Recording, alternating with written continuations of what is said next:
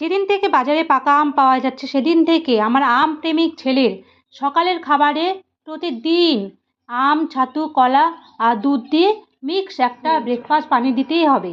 এটা ছাড়া আর অন্য ব্রেকফাস্ট ওর পছন্দই নয়। ঠিক 1 ঘন্টা পরে একটা জুস। এই হলো রিমো জুসের সরঞ্জাম, যা প্রতিদিন ওই খায়।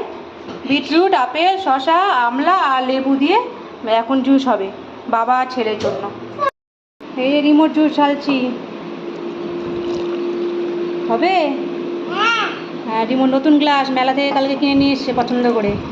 রিমোর বাবার জুস। দাও, বসো বসো। হ্যাঁ নাও, দাও দাও, ভেঙে যাবে কিন্তু। হ্যাঁ না,